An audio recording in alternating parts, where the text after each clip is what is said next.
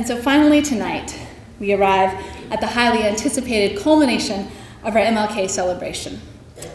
This year's keynote speaker, Dr. Crystal J. Lucky, will present her talk entitled An Innocent Age, the Legacy of Martin Luther King Jr. for the 21st Century. I'd like to take a moment to thank the various departments who are co-sponsoring tonight's lecture. Departments of English, Political Science, History, Sociology and Criminal Justice, Multicultural Affairs, the Honors Program, the Office for Mission and Ministry, and the Villanova Center for Liberal Education. You can see much of the Villanova community is present here tonight.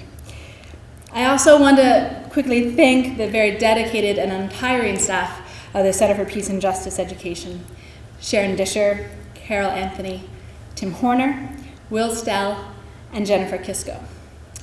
Dr. Kisko, a much beloved assistant professor in Peace and Justice and the Villanova Center for Liberal Education, will be introducing tonight's keynote speaker.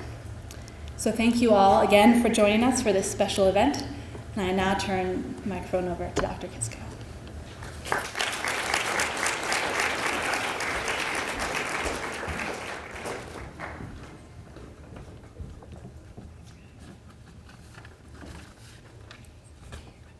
Thank you, Dr. Gedek-Soltis.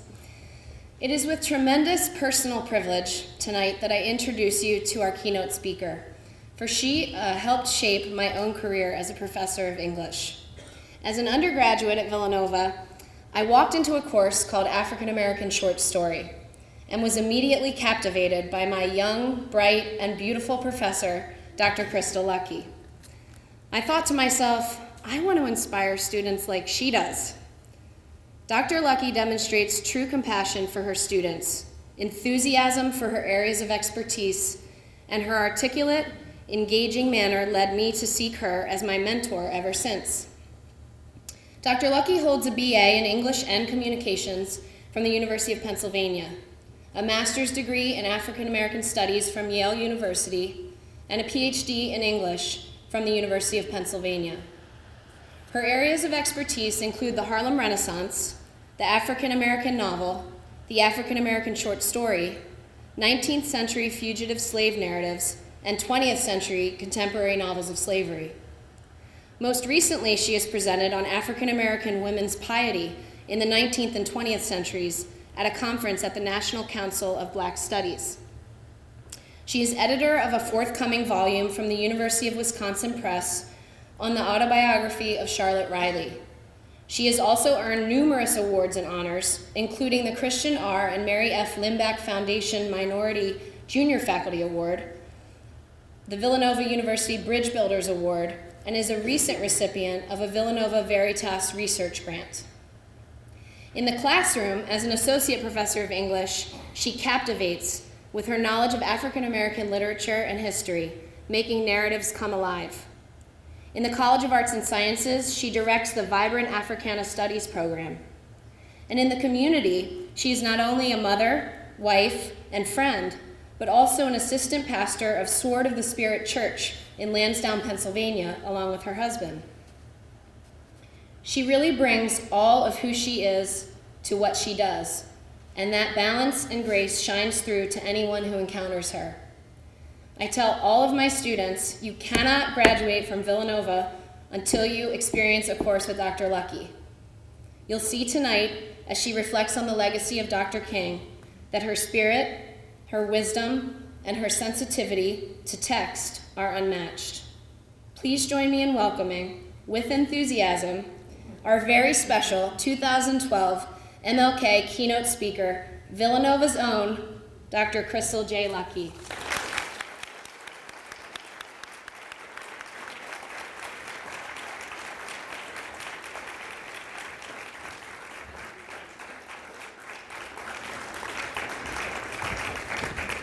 Good evening. So, as we get started, I have to just say that on my screen, my backdrop looks like a granite slate gray. That's not what it looks like up there. So I think it's going to be it'll be a little haunting for the evening, okay? So I'd first like to thank Dr. Kisco for her lovely and gracious introduction and extend also my warmest gratitude to Dr. Catherine Geddick-Soltis and the folks at the Center for Peace and Justice Education for the invitation to offer such an important address. I have to go back to Jenny. I am so incredibly proud of her, and I think that Villanova is so privileged to have her here. It is rare that we get a Villanova undergrad who then does master's work here, goes off to get a Ph.D. and comes back. I think it's a privilege to have her. I'd also like to thank Sharon Disher for her help with all of the logistics associated with this event. She's been very patient with me. I'm not the quickest at answering email. And then finally, if I may, I'd like to acknowledge my family who is here, my husband, the Bishop Timmy Lucky, who is standing right there. Will you stand up so people can see you? So I have to tell you, he hit his goal yesterday. He's lost 50 pounds.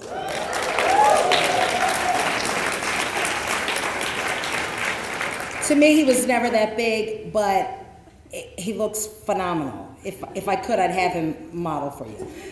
And then my son Caleb is here, and then also, I'll have him stand too. He doesn't want to, but.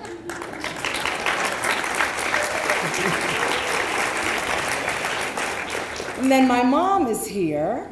Stand up and wave.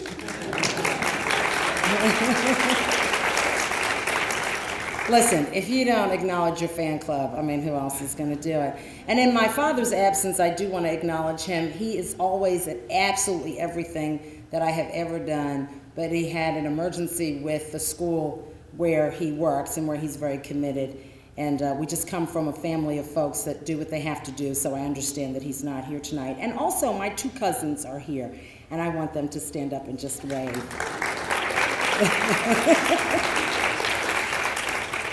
When Catherine called me to ask me to give this year's MLK lecture, I was speechless, and for people who know me, that is very, very difficult, and I remained stunned for several days. Now that I'm here, I'm excited to spend the next few minutes with you thinking about the Reverend Dr. Martin Luther King Jr., the period out of which he grew larger than life, and what he continues to mean to us in these early years of the 21st century. Several people have asked me what I'm going to talk about tonight. I'm not sure if I've been able to give them an adequate answer, because all of my thoughts have been organized or disorganized, as it were, around images. Even the title of my talk, An Innocent Age, came to me as I was looking at an image. So let's start there with an image.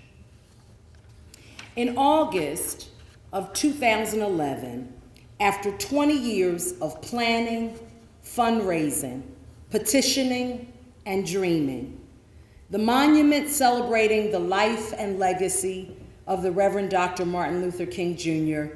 was unveiled on the National Mall in Washington, D.C. Named the Stone of Hope, the imposing 30-foot high statue of the slain civil rights leader came to its resting place by the efforts of Alpha Phi Alpha fraternity and organizations and individuals around the world. Cherry trees planted on the site will bloom each April, the month that Dr. King was assassinated in 1968. Whenever I look at images of Dr. King, I am immediately transported not only to the places where he struggled and marched, but to the people with whom he labored. It is the world of both the silent generation and the baby boomers, contemplating the dawning of a new day that would scatter the shadows of Jim Crow segregation, irrational fear, hatred, and despair. The monument captures, I think, the silent strength of those individuals who worked tirelessly to change America for all Americans. Dr. King's body emerges from the implacable granite of an unyielding past. His arms are folded resolutely, his face is set like a flint, towards his goal of obtaining unbiased justice, and his hands clench the copy of, perhaps, his I Have a Dream speech. This is our hope, he might say. This is the faith that I go back to the South with. With this faith, we will be able to hew out of the mountain of despair a stone of hope. With this faith, we will be able to transform the jangling discords of our nation into a beautiful symphony of brotherhood. With this faith, we will be able to work together, to pray together, to struggle together, to go to jail together, to stand up for freedom together, knowing that we will be free one day. There are so many images that remain from that period we refer to as the Civil Rights Movement. Some are hateful.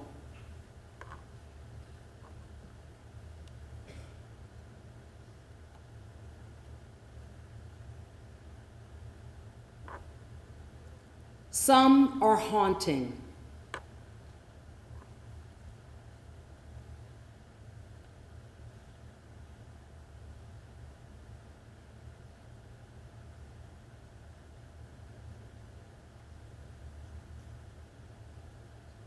Some are violent.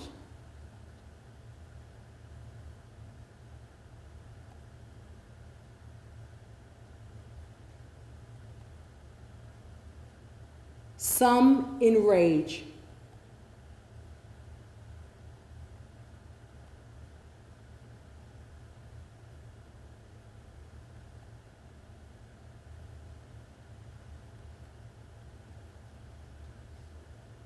And some are just plain precious,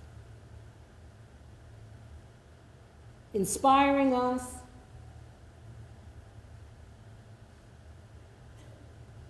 lifting us, making us proud,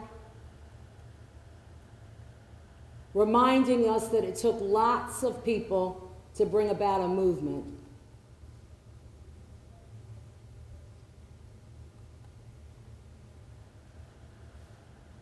And some make us smile.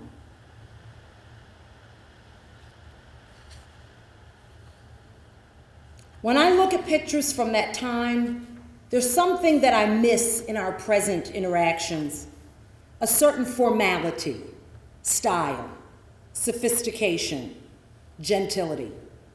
It's the time when my mother and father were young, a time to which my mother constantly refers. Women wore hats, she says. You never left the house looking messy. It encompasses the decade of my birth and some of the most exciting political and social changes that have affected our lives. While it has only been a little less than 60 years since Rosa Parks refused to give up her seat on a bus in Montgomery, Alabama, the event that catapulted Dr. King to the fore, we are so far away from that moment that in some ways it seems overwhelming to think about whether the time has any relevance to us today at all, anything that we wish to reclaim. We certainly do not wish to revisit water hoses and attack dogs and the disappearance of ethnic minorities from television and film, the utter repression of women in the public sphere, a distance between law and practice. It seems to me, however, that we can look to that decade, spanning the 1950s and 60s, to regain some things that have been lost, the most important of which is hope. And thus, I think I want to address the second portion of my title first, the legacy of MLK in the 21st century. At first glance, the phrase indicates that we are to explore what Dr. King left those who were left behind in the wake of his untimely death. We think of the legacy as the thing that is left, the thing that is bequeathed. In other words, what did Dr. King leave us? However, the Oxford English Dictionary's layered definitions of the word caused me a bit of a problem. For its third definition, a body of persons sent on a mission, or the act of sending such a body, indicates that we might need to think about both a what and a who. Now, the thing that Dr. King left us, I think, is hope. And we talk about hope, but I'm not sure we really have much left. You know, I've been pondering this a great deal, and it's the reason in this moment, I think, we show everything. We say anything. We speak in any manner, talk on the cell phone about anything in public places at excruciating levels.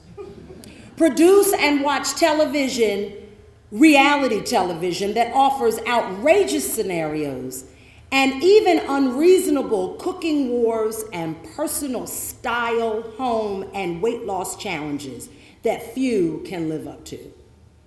I think we're moving in these strange and at times uncultivated directions because, contrary to our supposed belief in full disclosure, we've really become quite cynical and unwilling to do the real work that fosters internal change and to consider our deep-seated prejudices, assumptions, and understanding of our own lived experiences. In an effort to strip away the hypocrisy of the 1950s Leave It to Beaver, Ozzie and Harriet, Dennis the Menace American society, we've decided that it's best to keep it real. However, there's a steep price to pay for keeping it so open. Such allows television's talking heads to talk over one another, to cut each other off in mid-sentence, so much that viewers of 24-hour cable news programs and listeners of talk radio are often unable to hear and comprehend lucid arguments.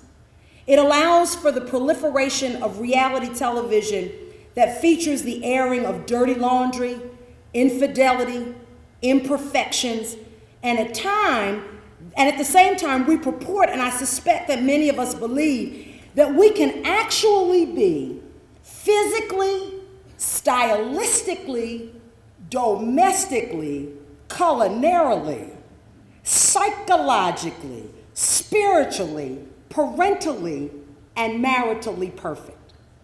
So at the same time that we're revealing every imperfection, every shortcoming, every bump and bulge in public, we're trying to convince ourselves that we can really work 12-hour days with our Blackberries and our iPads, that we can walk in the door and prepare a meal like Rachel Ray in 30 minutes or less, have meaningful personal relationships because Dr. Phil told us that we should, get a little cardiovascular exercise because if we don't, Dr. Oz will be displeased, slip in a little church time because Joel Osteen says God wants you to have a nice day, and make over our family room over the weekend. Then we're going to take spring break to save the rainforest. Look good while you're doing it because Stacey and Clinton told you you could. And then at the end of it all, we're going to get 8 hours of sleep. But the statistics don't bear this out. I would argue that Americans are actually throwing up their hands in despair right at this critical juncture. Current statistics indicate that 41% of all first marriages will end in divorce. 60% of all second marriages will end in divorce. And 73% of all third marriages will have an untimely demise. According to the Centers for Disease Control and Prevention, 33.8% of U.S. adults are obese. No state has met the nation's Healthy People 2010 goal to lower the obesity prevalence to 15%, and the number of states with an obesity prevalence of 30% or more has increased to 12 states. Overall suicide rates have decreased since the 1950s and 60s, but have in fact doubled among young people between the ages of 5 and 24. Finally, and perhaps the saddest indication that we're struggling to keep the faith, is that as of 2005, for the first time in 2 centuries, the current generation of children in America is expected to have shorter life expectancies than their parents due to the rapid rise in childhood obesity. If left unchecked, their lifespans could be shortened by as much as 5 years. Moreover, a snapshot of neighborhoods in Philadelphia, which I see as indicative of national trends, illustrate that we're still a deeply segregated nation in practice, and that Sunday is still the most segregated day of the week. I am concerned that the erosion of the level of public decorum and deep divisions among significant portions of the nation's population negatively affect interpersonal interactions, that the loosening of rules for civility in various areas of public life affects the American outlook on racial relations and on the abilities of individuals to work together across racial and class lines on a day-to-day problems and to create real and viable, comfortable spaces. I'm concerned that we've lost hope. So are Dr. Cornel West of Princeton University and Tavis Smiley of Public Broadcasting. The same month that Dr. King's monument appeared on the Mall, those two men joined forces to put a human face on national poverty. Their bus poverty tour of 18 cities across 9 states culminated in the airing of a nationally televised discussion called Remaking America from Poverty to Prosperity, and will produce a book scheduled to be published in mid-April called The Rich and the Rest of Us, a Poverty Manifesto. According to West and Smiley, despite a record number of Americans, 1 in 2, either living below the poverty line or classified as low income, poor people have been rendered invisible by both the government and society at large. Such conditions create a poverty of compassion, a poverty of imagination, a poverty of vision. In short, overwhelming hopelessness for half of the nation's population. West and Smiley, who have both been outspoken critics of President Obama's policies on poverty and on conservative assaults on the poor, still believe, like Dr. King, that people's hearts can change. Dr. King was full of hope. I love this picture of Dr. King with his wife, Coretta Scott King, and the hopeful people, you can see it easier in that image, that were surrounding him.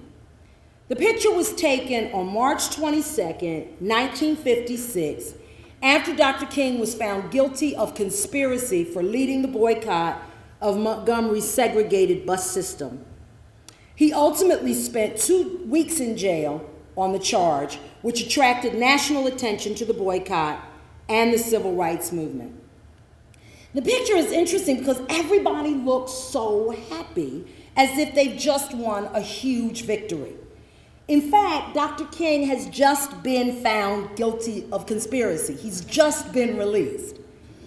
I can only read this photograph retrospectively, assuming that their joy comes from the gathering momentum of the boycott, and their hope is that change is on the way. More importantly, I love the way Dr. King looks in the arms of his wife. Call me a romantic. He's slightly off balance in the picture's frame, almost like she's literally sweeping him off his feet. Dr. King revels in his wife's affection. His dreamy, almost effeminized eyes roll up and to the left in rapture. The word that comes to me is innocence. Despite the danger of the moment, the injustice that swirls around them, the humiliation and isolation of incarceration, Dr. King progressed innocently. Oh, I know about all of his alleged affairs. I know about his indiscretions. I know about his bad language. I know about his spiritual hypocrisy. I've read his biographies. I've read the reviews of the newest Broadway play, The Mountaintop. based on his life. But what I'm talking about here is an innocence of purpose, an innocence that's guilt-free, that allows hope to endure and thrive. Anyone familiar with the writer Edith Wharton will recognize that her novel's title has inspired part of my talk. In The Age of Innocence, protagonist Newland Archer contemplates his intended's siloed view of the world and bemoans, no, he did not want May to have that kind of innocence. The innocence that seals the mind against imagination and the heart against experience. His lamentation signals that there must be a different, broader kind of imagination, one that sees possibilities, but one that doesn't fool itself, one that envisions the incredible, but knows that it might take a long time to achieve it. It's clear that Dr. King's innocence was tempered with prescience and wisdom. In his April 3rd, 1968 speech to the striking sanitation workers at Mason Temple in Memphis, Tennessee, the day before his death, he declared that if God were to give him the opportunity to view the whole of human history, he'd start in Egypt, work his way through the Roman Empire, through the Protestant Reformation and the Renaissance. He'd get to the abolition of American slavery right up to his present day. In his speech, he said, strangely enough, I would turn to the Almighty and say, if you allow me to live just a few years in the second half of the 20th century, I'll be happy. Now, that's a strange statement to make, he said, because the world is all messed up. The nation is sick. Trouble is in the land. Confusion all around. That's a strange statement, but I know somehow that only when it is dark enough can you see the stars. And I see God working in this period of the 20th century in a way that men, in some strange way, are responding. Something is happening in our world. The what of Dr. King's legacy is hope. However, as I said earlier, the remaining portion of the definition of legacy involves a who. The who of that delegation or body of persons sent on a mission. You know where I'm going with this. The who has got to be us. But who's the us that I'm talking about is the question. Now, the silent generation and the baby boomers will say that it's the responsibility of the Generation Xers and Ys, that's all of y'all, to take the struggle for human justice and equality forward. But the silent generation and the boomers know that the Xers and the Ys weren't there. They didn't sit at the lunch counters. You guys didn't march in the protests. You didn't run from dogs. In fact, so many Xers and Ys believe that all this talk about racial inequality is actually irrelevant. We got a black president, for crying out loud. And Beyonce and Jay-Z, you know they just had a baby, right? They're the king and queen of hip hop. And Dr. King's birthday, after all, is a national holiday. Actually, I understand their confusion. I was born a boomer, but have lived my life in the strange no man's land of a period's cusp. I remember my mother's talk of her days on Shaw University's campus, the historically black college at which SNCC, the Student Nonviolent Coordinating Committee, got its start in 1960 when she was a sophomore. She loved her college days, working for the movement, typing up flyers and information, and serving big-name leaders like Dr. King in the cafeteria.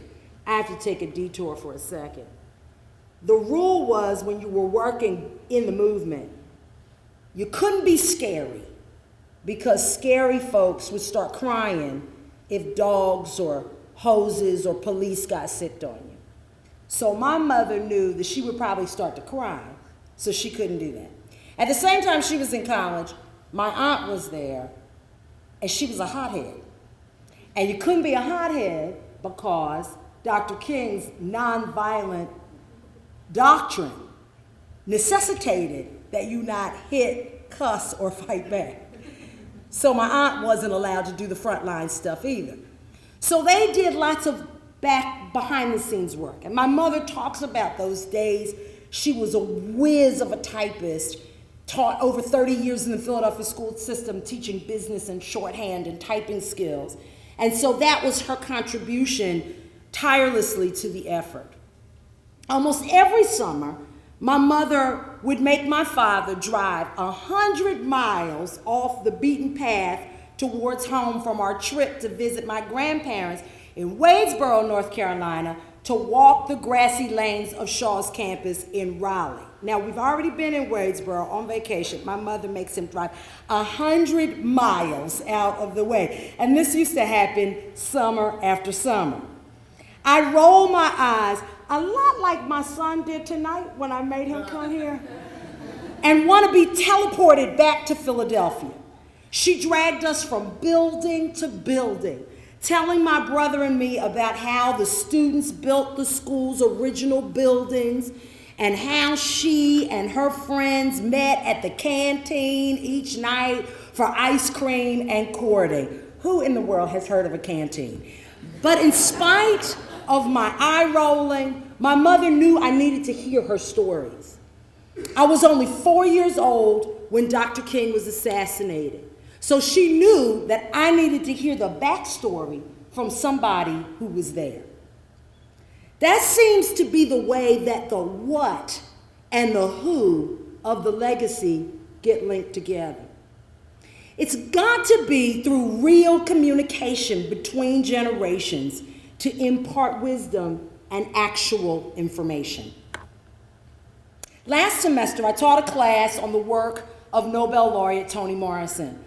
Her novel, Tar Baby, raises these important questions about the distance between generations, about the responsibility of the young to the old, and vice versa. The fight is as old as time, I know that.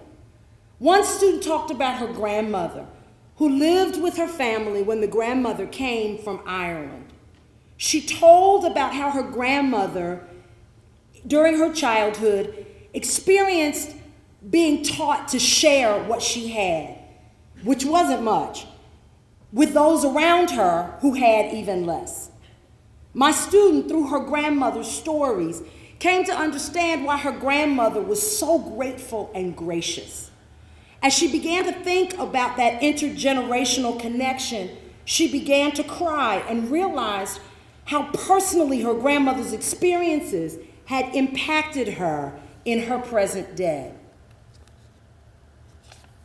I fear sometimes that we're becoming too disconnected from the real experiences, but only personal interactions will counteract that.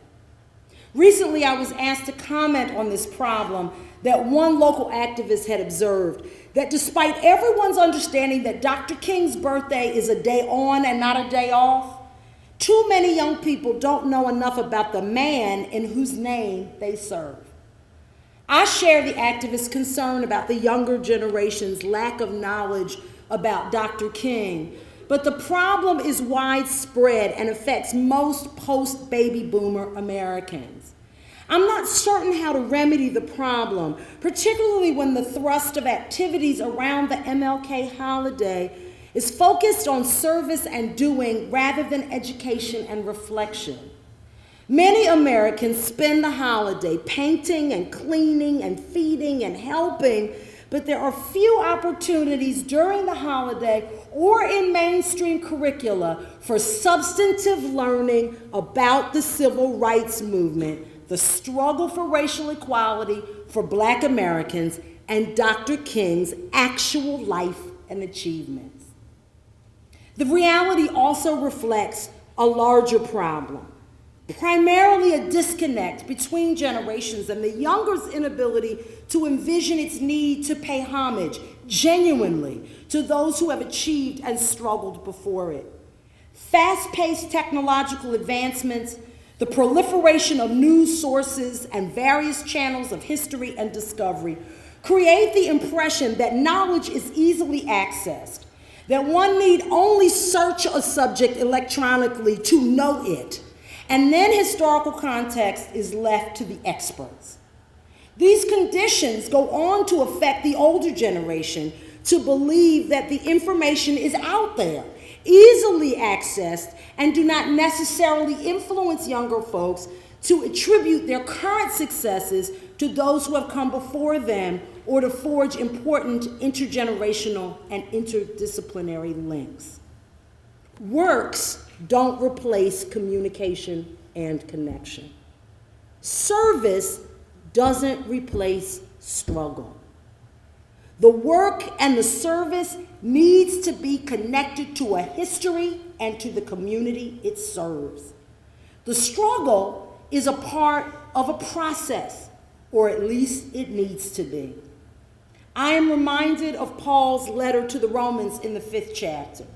Tribulation, he says, worketh patience. Patience works experience. Experience works hope. You can't get back to the one without the other and all the steps in between. I commend the Center for Peace and Justice here at Villanova. We need the day of service, and we need the freedom schools. We need both.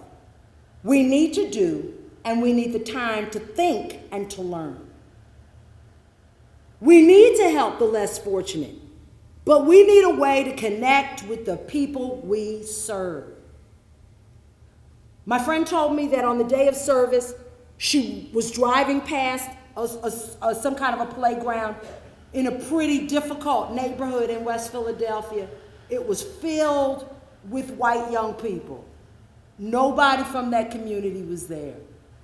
So while the action was wonderful, that the students or whoever it was came in to do the work, she said the image was stark because they came in and they did their service and they left, never having connected with the people that they were helping. And you know how the story goes. If they're going through that neighborhood later, they're not going to get out of their cars to get to know the people that they presumably had been helping. If we don't do it this way, we'll be the delegation sent out on a mission, but we'll go with minds sealed against imagination and hearts against experience. Thank you so much for listening. I'm looking forward to the Q&A.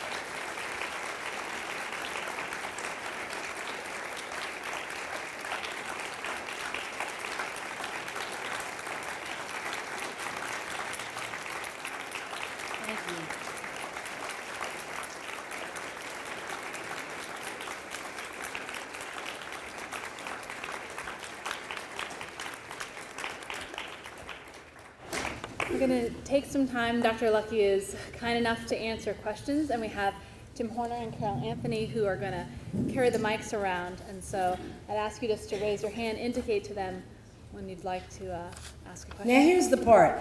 I don't want you to ask me anything too hard, but I don't want you not to have any questions, because then I'll feel really bad and I'll go home and I'll cry. Ask my husband. Argue with me. Do something. If you don't like, oops, sorry. And I'll stop. Crystal, you call it. Say it again. You call it. Listen. Well, okay, yes, you can, please. I would love to hear one of the stories your mom told you about an experience with Martin Luther King. She's here. Her work, one of the things, she can talk if you want to talk.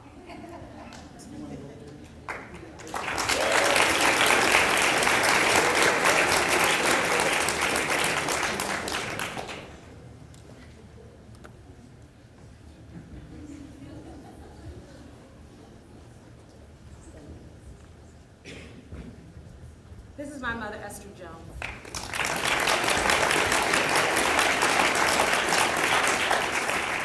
If I had known this, I would have dressed up. Well, one correction. I did walk the picket line. Yes, I did. I did type. I did walk the picket line because I was calm. When the dogs came, I ran because I didn't want to get arrested. And my dad told us, I better not see you on TV. So I did walk the picket line. My sister stayed in what we call the senior moment. The planning, it was another name we called, because she had a hot temper. But it was, I was there when SNCC was organized on Shaw University's campus, April of 1960. I worked in the dining hall, so I served him when he came through the lunch line. I was a sophomore when the Woolworth stores were being desegregated in Greensboro, North Carolina. The whole school year of 1960, we walked in front of the Woolworth line, trying to desegregate. And we walked in high heel shoes, we were dressed like we were going to church. We would never have gone out looking the way what we see today. Put your best foot forward. And we walked the entire school year. In September, we came back.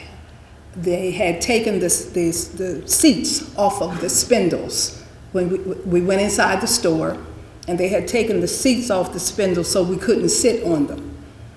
And then we would just stand behind. We would stand behind the seats, behind the spindles.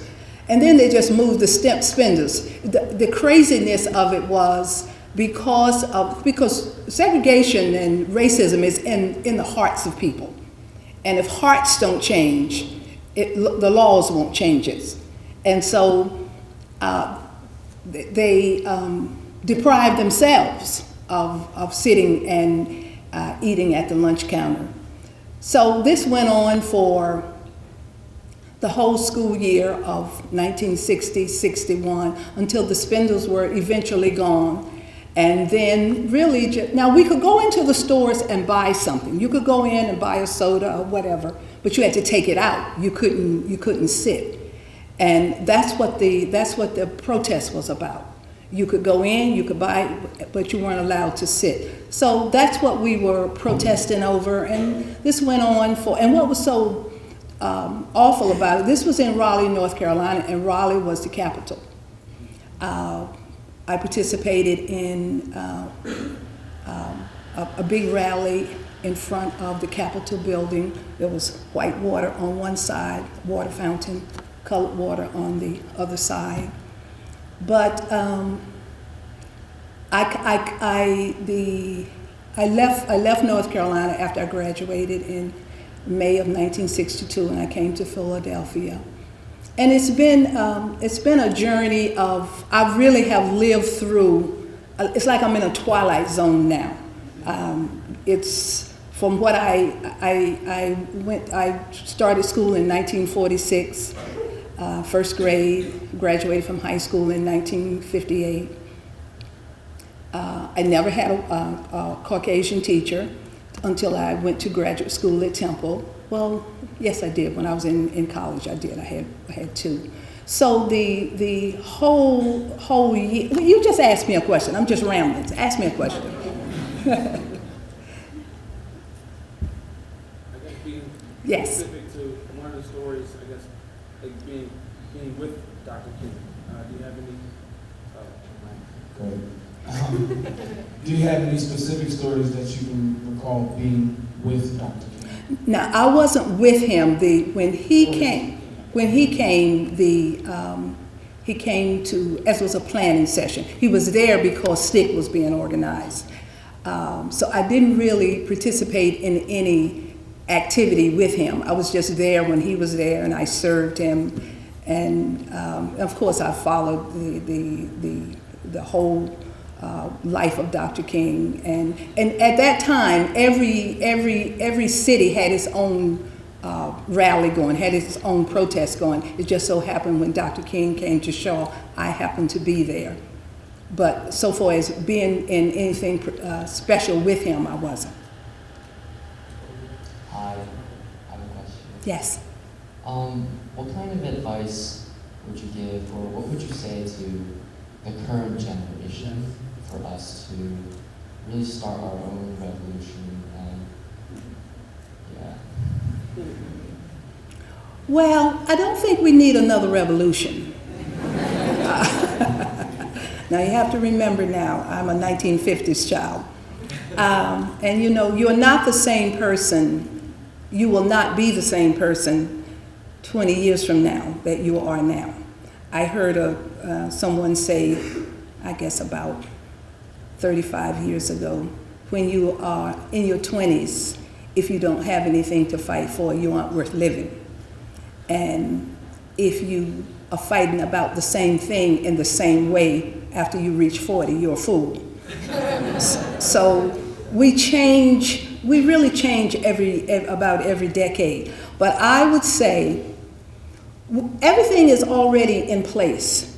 The revolution has taken place already. I think with your generation, you all don't know. You really don't know, because you, as Dr. Lucky said, you weren't exposed to the dogs. You weren't exposed to the water hoses. I wasn't exposed to the dogs either. The dogs really happen in parts of the really deep South. But what it is with your generation, you really don't have the understanding of what we went through. And unless, even for her generation, unless you had parents who really sat down and talked to you, there has to be a connection. You can't just watch something on TV and watch the documentaries and watch the film clips. You say, oh, that's bad. But you really do have to have someone to talk to you. So I really think what needs to happen is there has to be real education. And it has to happen all during the school year. It just can't happen during Black History Month or leading into Dr. King's birthday or his anniversary of his death. It has to be real, because after all, this is your world now. And if you don't do something, if you don't really get in and understand it, it's going to be a continuous fight and struggle. And when people don't understand, you really are enemies, because you don't understand. So you really don't have how many of you really have a feel for what we went through in the 50s? You really don't. How many of you had parents or other adults around you to really talk to you about grandparents? Really grandparents, because the grandparents would be kind of like my age. Yeah, maybe some. And it has to come from everybody. It can't just come from Afro-Americans. It has to come from everybody, because we are all here. And now we have become, there are so many different people here from so many different countries now. And everybody wants their share of the pie. Everybody wants their share of the pie. And we can't measure everybody.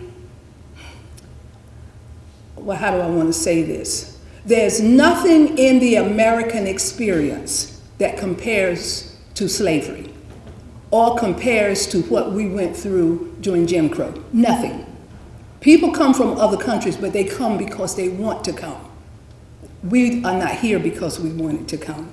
So you have to have some real education. Otherwise, we really will lose hope, and it will be a continuous fight. And this is really up to you all to do. This is your fight now.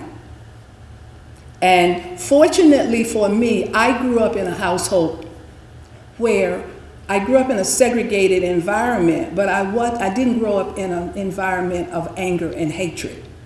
We knew what it was, but we were not taught to hate.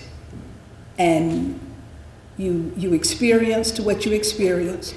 You knew what was before you. I worked as a domestic when I always had a job.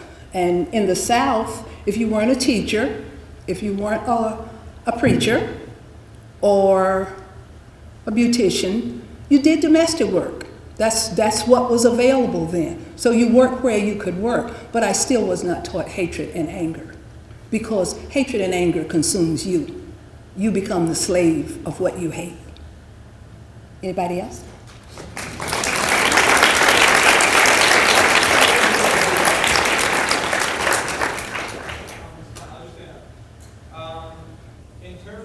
of persistence, what advice can you give us? Because obviously it takes a lot of persistence, and like you said, it took a lot of people and a lot of time to get to where we are today.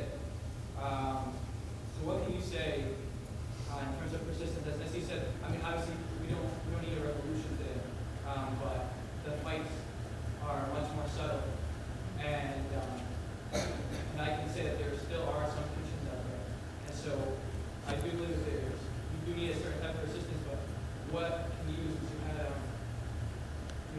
first-hand contact with this kind of stuff? Like what you're saying in terms of like continuing.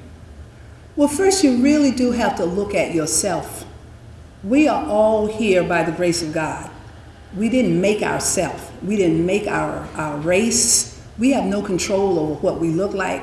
And so you really do have to look introspectively. You really have to look at yourself. And I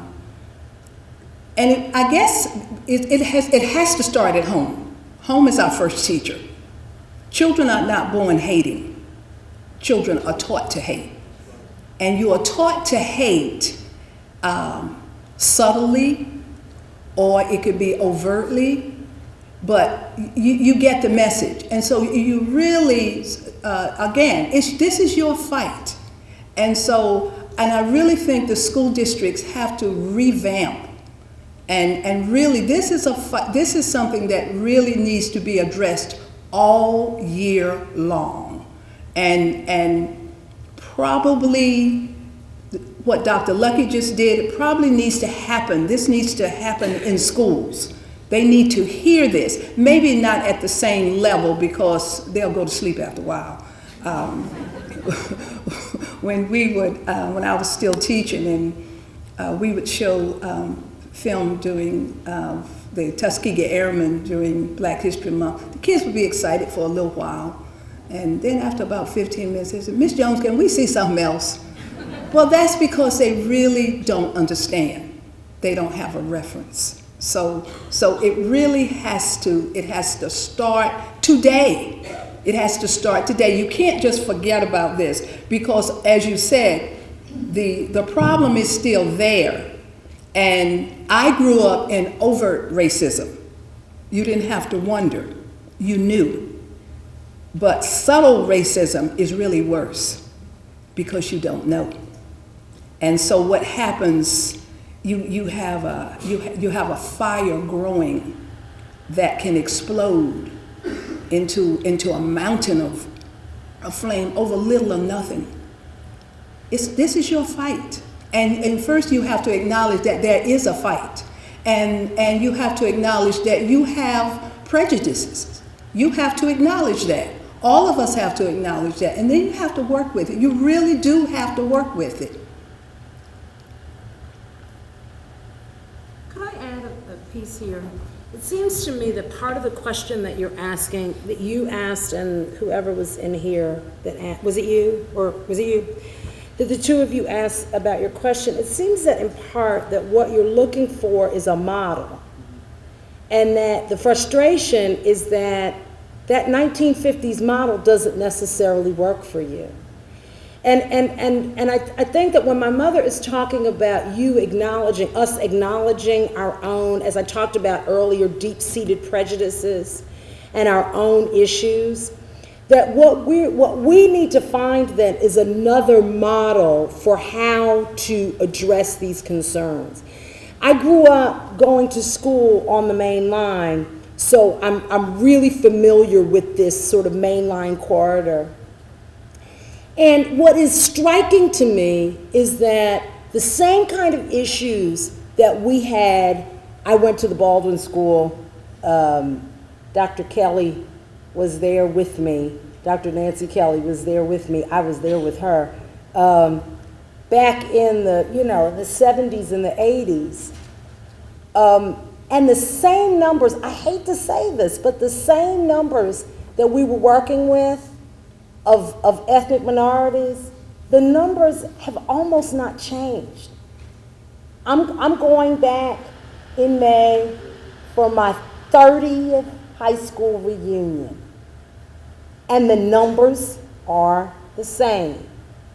So it seems to me that the questions that we're struggling with is, because I get frustrated, I get calls all the time about coming to talk about, multicultural curriculum building. I get calls all the time about, talking about community building among students who are feeling isolated, who are feeling by themselves, the list goes on. And I feel like I'm listening to students talk about stuff, the same stuff that they were talking about 30 years ago. And I think that that's really at the heart of the question that you're asking. It's like, help us find a model. I think you've got to find the model. Because here's the thing, and in some ways this relates to what I do in the classroom, what I'm trying to do in the classroom. The technology helps to dictate the model. It really does. No, I don't want to hear people's conversations on the cell phone in the grocery line. But I guarantee you that the Occupy Wall Street movement and the Occupy Philadelphia movement in part was fueled as quickly as it was by social media, right? So the models, my mother doesn't know the model for how to do that. I'm always working with her on what she can do with her cell phone, right? But this is your age, right? This is your age. You've got to figure out the model, because when I try to tell you what to do, it might work, it might not. Because like I told you, I'm in a weird position. I'm born the last year of the baby boomers. So I have a kind of baby boomer mentality because of the way I was raised. But I'm a part almost of Generation X. So I stand at this weird place, knowing all the stuff that my mother taught me. She said I sat and watched Dr. King's funeral all day long in 1968. I don't remember any of it, but it's a part of the ethos of my life. But when I try to impose that way of thinking or the way that I might do something on you, it's not going to work for you and your group. It's not going to work. And it's the thing that I've been struggling with even on how to enhance my teaching. So when we went to the new Blackboard system, I've jumped into it with both feet. Because if I don't, you guys are going to mow me over and I'm going to become irrelevant. So what I'm doing now, I'm figuring out ways to use discussion boards and electronic journals, and I'm doing everything. I'm trying to do everything. Wikis, and I'm trying to do blogs. I'm trying to do everything because I want to keep up with you. So your model, it seems to me, is going to have to come out of, is the technology problematic? Sometimes it is. When we hear about people committing suicide as a result of the proliferation of Facebook messages and all that kind of stuff, it makes me weep and it makes me scared. But can the technology be used for good? Absolutely. Can it be used to rally folks? Absolutely. Can it be used to cause us to open up dialogue and conversation? Yes, it can. So I know what you want. You want us to hand you the blueprint. I know. But she can't do it because she doesn't know all the tools at your disposal. And I can't do it because I've got the tools at your disposal. I've got the same tools. But I don't necessarily think the way you do. You guys you're finding your spouses and mates and stuff on Match.com. I didn't do that. My husband and I wrote love letters when we dated. He was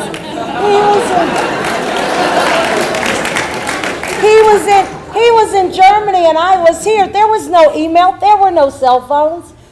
So we've got a box full of love letters, right? So but that's not how you guys unfriend each other and break up over Facebook, right? I mean, it's true. You build whole relationships on cell phones.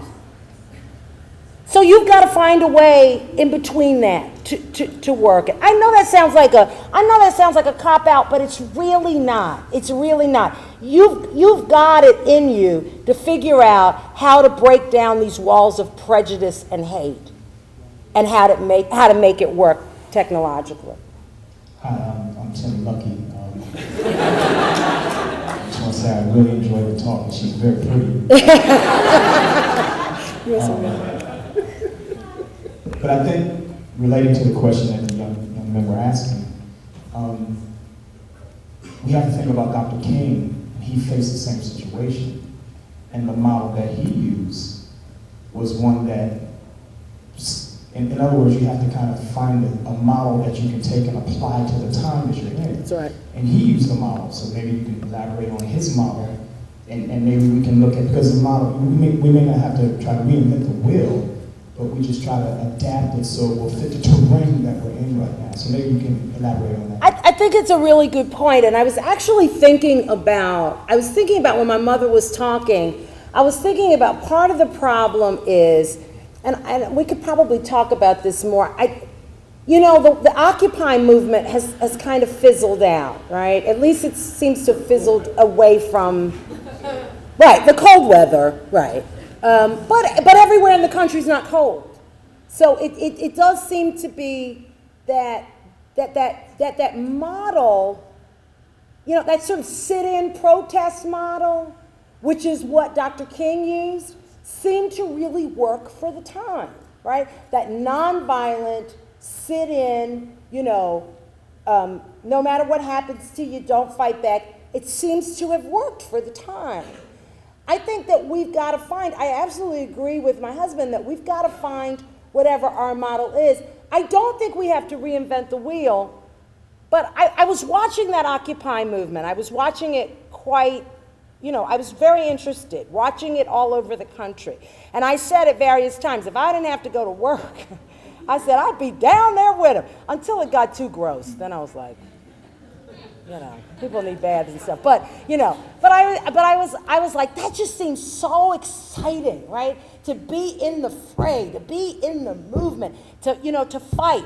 But then what I thought was going to happen is what happened. It just kind of fell apart like ropes of sand or something. And somehow we need a way. And here's the thing that at least troubles me. I think on college campuses, we're really good at working because that's what young people do. Dr. King was 26 years old when he, came to help with the Montgomery bus boycott. He was young. I remind my students of that all the time. Whenever I'm teaching something about Dr. King, I'm like, he was just a couple of years older than you.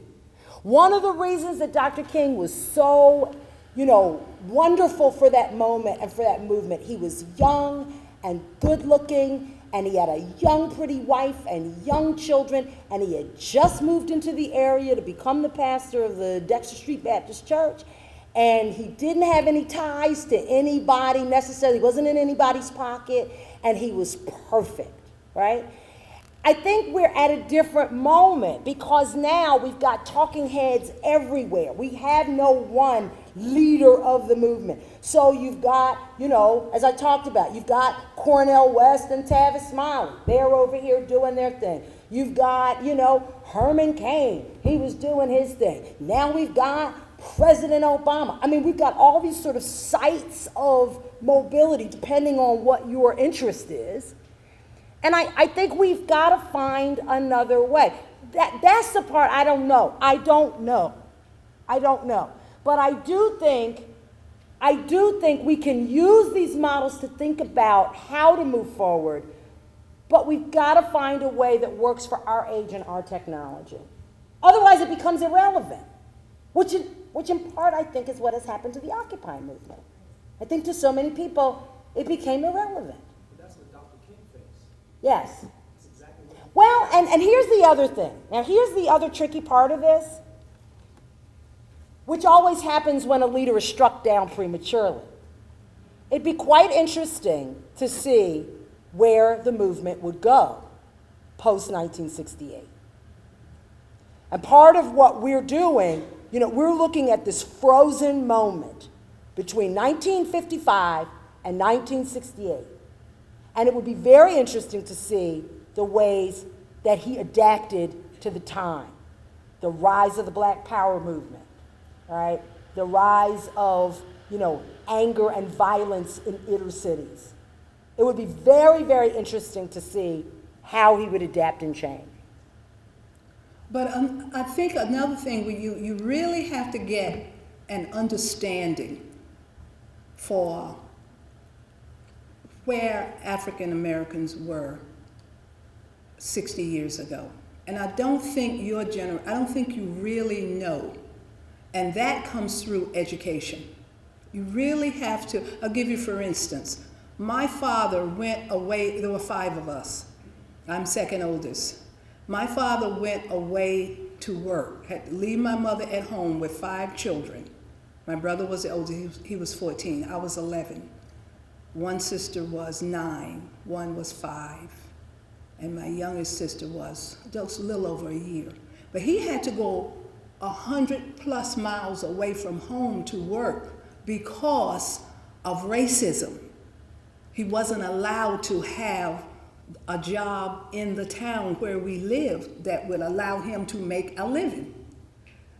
And you have to understand what that did to people. Now, as I said to you before, we were not taught hatred. You knew what it was and you move on. But I think you have to get an understanding of what it was like 60 years ago. And some of this is still left over. And if you haven't been, if you have not been told, if you haven't, and nobody in your family has talked about it, you really don't know. And so you really don't know, like, what are you talking about? What's the problem? You got President Obama is the president. We had a Secretary of State, Condoleezza Rice, but that's just a few people. That's just a few people. And I'm a big proponent, and anytime you have a problem, I don't care what it is, you have to backtrack. You always have to go back to how you got where you are. That goes for anything. If you fail in a class, you have to go back to where you stopped studying. And so it's really kind of common sense. You really have, how did we get where we are? And as I said this before, you all have to be the ones to do this. I think we'll take 1 or 2 questions, depending on how many family members answer it. Listen, we couldn't have planned this.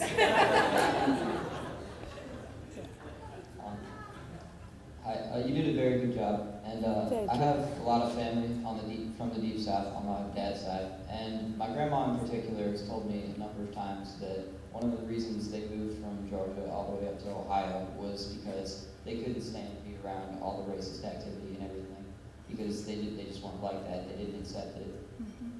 And one of the things that she's always kind of taught me, and my dad and everything, was that you should still feel guilty almost about the kind of things that happened back in the 1960s.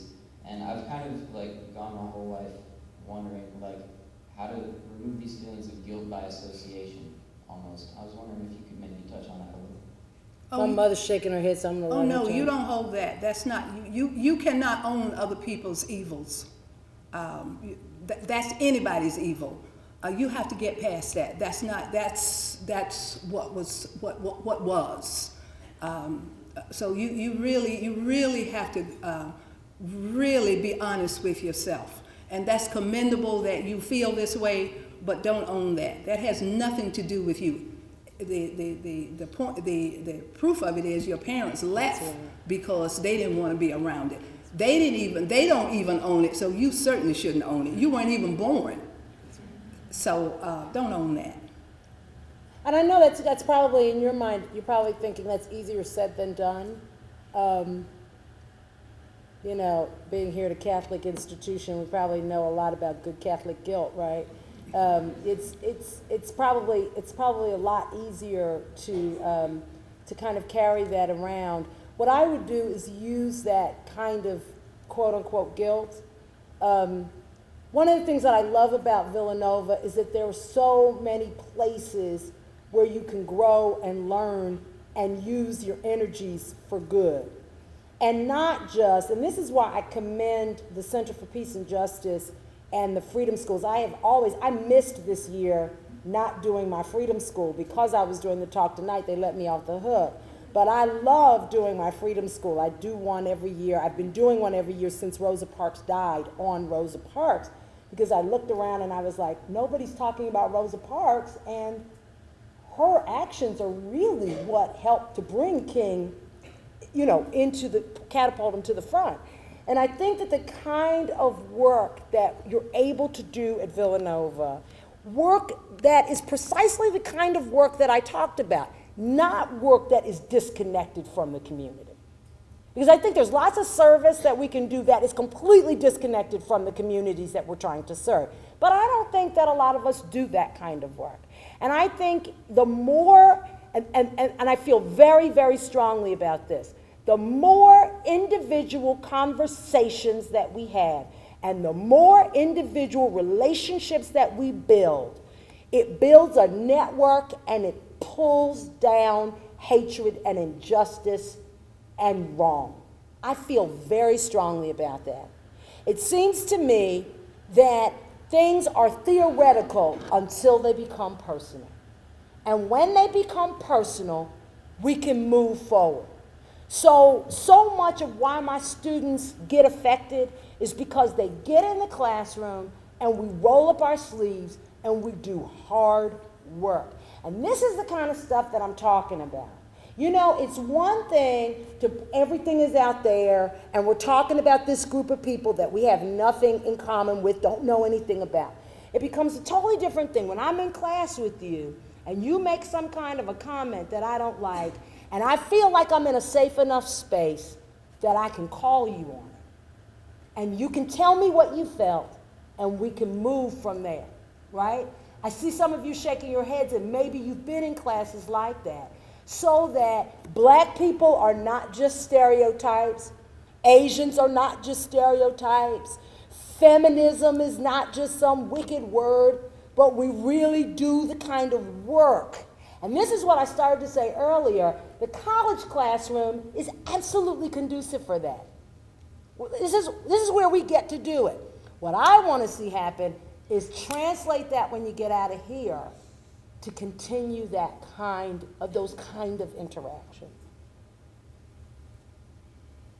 Hi, I just was wondering what you thought that Martin Luther King's faith contributed to the civil rights movement, and if you think that our faith, or if you have any, can help us in our fight that we're still fighting today. Dr. King came out of a tradition of the Black Baptist Church. And one of the things about that kind of a religious tradition is that it sees itself as part of a wider, worldwide, historical struggle for freedom, right?